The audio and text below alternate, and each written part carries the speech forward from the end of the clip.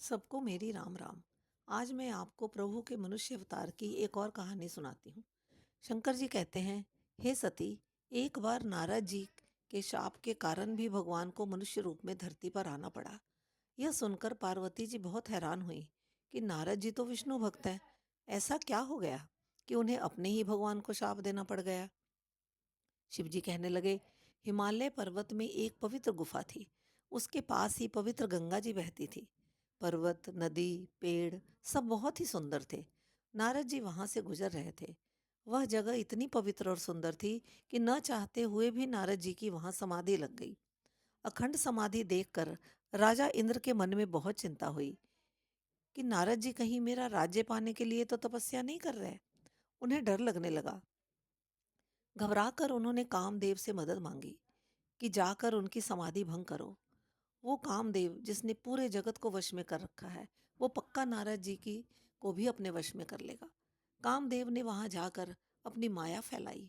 सुहानी हवा, सुगंधित फूल, सुंदर अप्सराएं नृत्य कर रही हैं और भी बहुत मोहनी तरीकों से नारद जी की समाधि तोड़नी चाहिए। मगर नारद जी की समाधि नहीं टूटी। अब कामदेव डर गया। उसने जाकर नारद जी के पैर पकड़ लिए और क्षमा मांगी। विष्णु भक्त नारद जी ने उन्हें क्षमा कर दिया। कामदेव वहां से चला गया। अब नारद जी चले शिव जी के पास। उनके मन में बहुत घमंड आ गया कि मैंने कामदेव को जीत लिया है, और वहां जाकर अपनी बड़ाई करने लगे।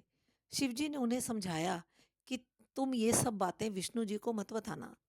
पर नारद जी को तो हर जगह अपनी बड़ाई का गुणगान करना था। वे विष्णु जी के पास गए। विष्णु जी ने उनका खूब आदर किया और पूछा कि कैसे आना हुआ। नारद जी ने कामदेव को हराने की सारी बात उनको सुनाई। विष्णु जी की समझ में आ गया कि मेरे प्रिय भक्त के मन में बहुत अभिमान आ गया है। नारद जी भगवान को प्रणाम करके वहां से चले गए। नारद जी के जाने के बाद भगवान ने सोचा कि मेरा भक्त बहुत अभिमान में आ गया है। अभिमान तो इंसान को बर्बाद कर देता है। नारद मेरा सच्चा भक्त है, मैं उससे जरूर बचाऊंगा।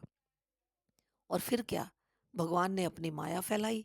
उन्होंने रास्ते में 4 कोस का एक शहर बसाया जो भगवान के घर बैकुंठ से भी सुंदर था। उस नगर में एक शील निधि नाम का राजा राज्य करता था। राजा का वैभव 100 इंद्र के समान था।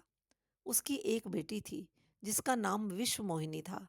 वह लक्ष्मी जी के समान सुंदर थी। राजा ने उसके विवाह के लिए स्वयंवर रखा जिससे कि उनकी पुत्री के योग्य वर मिल सके। उस स्वयंवर में बड़े बड़े राज्यों के बड़े बड़े बलवान राजा और सुंदर राजा आए। नारद जी उस बैकुंठ जैसी नगरी से गुजर रहे थे। इतनी सुंदर नगर देखकर वह वहीं ठहर गए। जब राजा को पता चला कि नारद मुनि आए हैं तो उन्होंने अपने राजमहल में बुलवा लिया।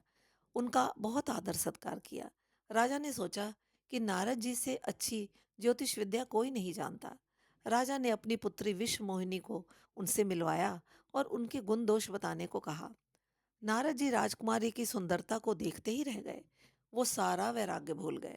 उन्हें याद ही नहीं रहा कि वो एक ब्रह्मचारी हैं, और सोचने लगे कि ये राजकुमारी जिससे भी विवाह करेगी वो संसार का सबसे भाग्यशाली इंसान होगा। उन्होंने राजा को बताया कि आपकी पुत्री में कोई दोष नहीं है। जो इससे ब्याहेगा वो अमर हो जाएगा। इसके बाद वे वहां से चले गए। आगे की कथा अगली बार। तब तक राम राम।